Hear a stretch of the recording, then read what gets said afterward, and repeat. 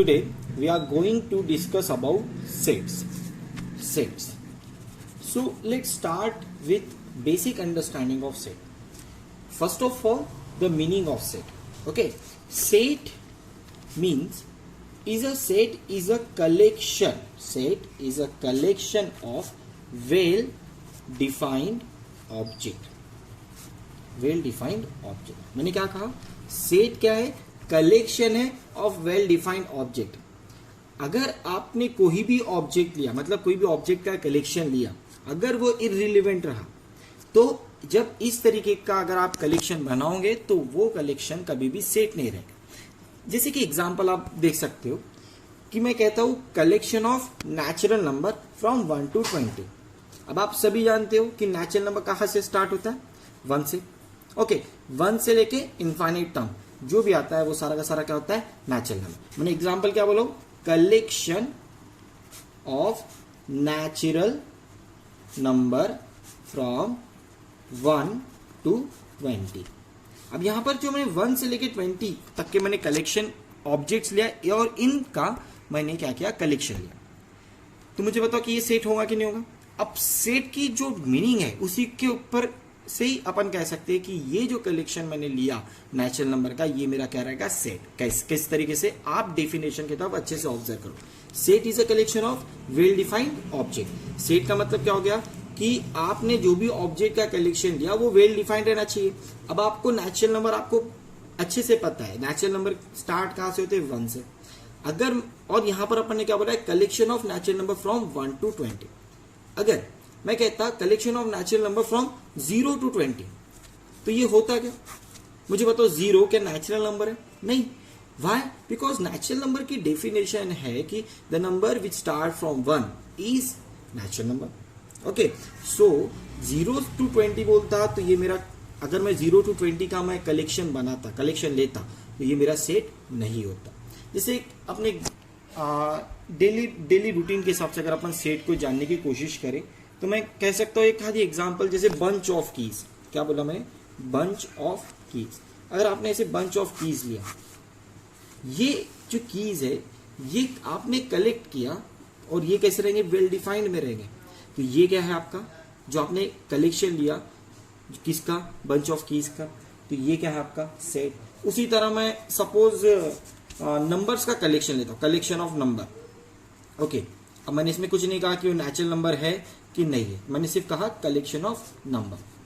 ठीक है, तो ये मेरा सेट रहेगा क्या? हाँ, ऑब्वियसली सेट रहेगा. मैंने क्या बोला? वो सिर्फ नंबर. अब नंबर तो बहुत सारे हो सकते हैं ना, 1 2 3 4 5 सो ऑन, और मैं इन सब का कलेक्शन बना रहा हूं. तो ये जो कलेक्शन हो गया है इसे ही हम क्या कहते हैं? सेट. ओके, अब जैसे कि इररिलेवेंट मैंने कहा कि कुछ एग्जांपल्स आते हैं. जैसे मैं कहता हूं, एक आदि मैं एग्जांपल बनाता हूं. जैसे मैंने कहा brilliant student of the class. अब मुझे जानना है कि जो मैंने कलेक्शन बनाया हूं brilliant student of the class का, कि ये सेट है कि नहीं. तो आप ही ऑब्जर्व करिए, मैंने क्या कहा कि brilliant student of the class. Okay, brilliant student of the class कहा मैंने. अब यहां पर जो ब्रिलियंट वर्ड है ये तो हर एक स्टूडेंट के हिसाब से वैरी करता है ना. जैसे कोई स्टूडेंट, अब ये पूरी क्लास में कोई स्टूडेंट स्पोर्ट्स में अच्छा होगा, कोई स्टूडेंट पढ़ाई में अच्छा होगा, कोई स्टूडेंट अदर एक्टिविटीज में अच्छा होगा, तो अपन इसे वेल डिफाइंडली बना नहीं पाएंगे. मतलब जो भी ऑब्जेक्ट का जो अपन कलेक्शन कर रहे हैं यहाँ पर, ये वेल डिफाइंड नहीं हो पा रहा है.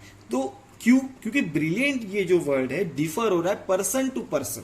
That's why. तो ये जो brilliant student of the class है ये is not a set. Okay, so basics term में इतना ही है.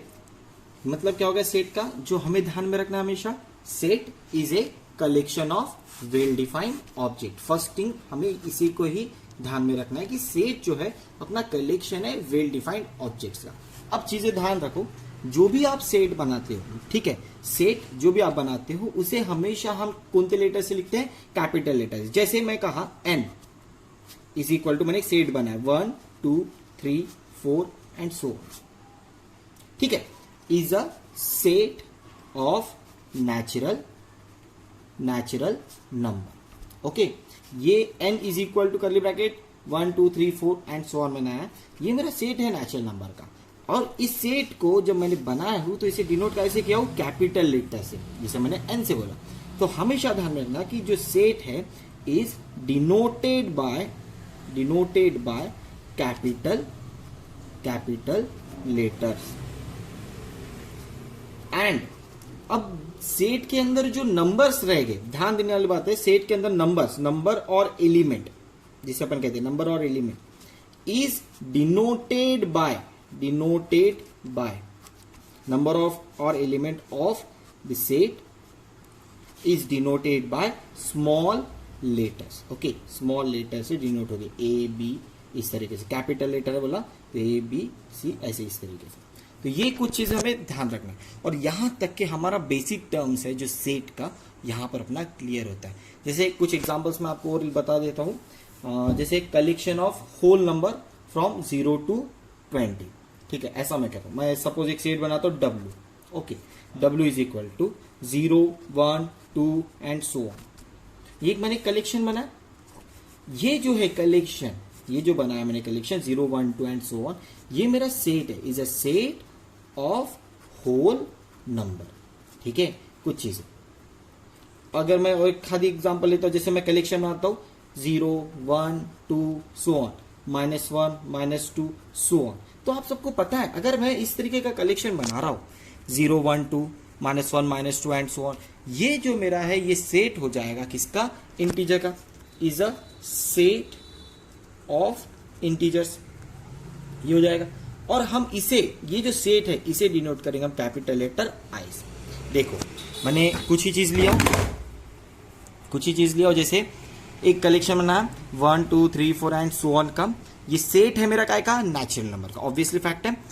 और हम जब इस सेट को डिनोट कर रहे हैं तो काय से डिनोट करते हैं, कैपिटल लेटर, और अभी मैंने इसे डिनोट कैसे किया हूं, एन से।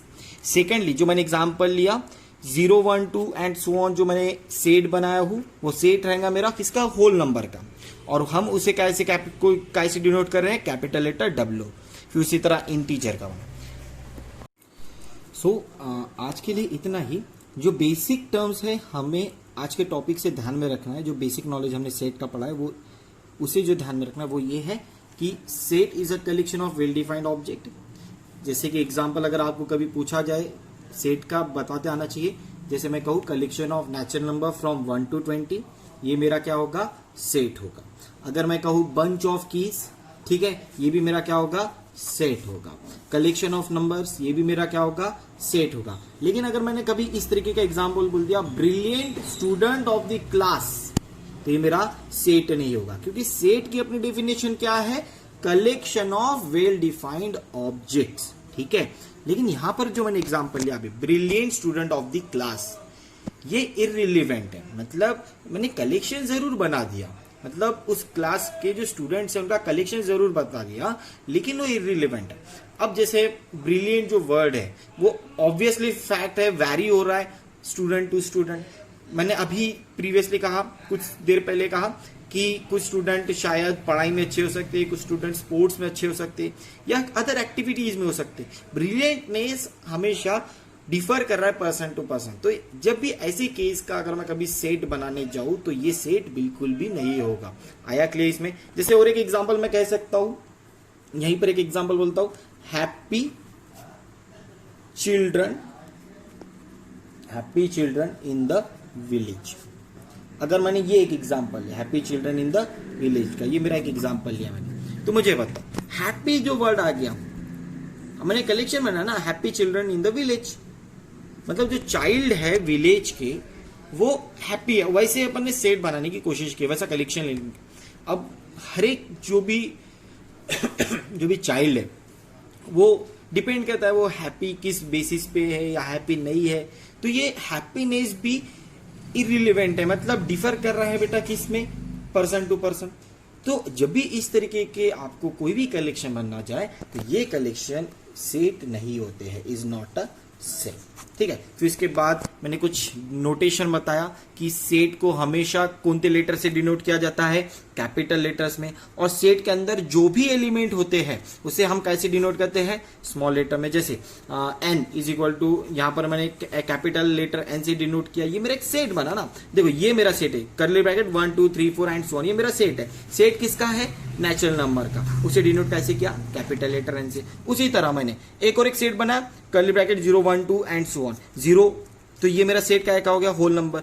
होल नंबर की भी आपको डेफिनेशन पता है, the number we start from 0। तो ऐसा जब मैंने कलेक्शन बनाया तो उससे क्या मैंने कहा, होल नंबर, और डिनोट कैसे किया, कैपिटल लेटर। सिमिलरली मैंने इंटीजर के लिए बनाया। ओके, तो आज के लिए इतना ही। Thank you very much, and in next lecture we'll learn about some methods of writing sets like listing method and rule method. Okay, thank you very much.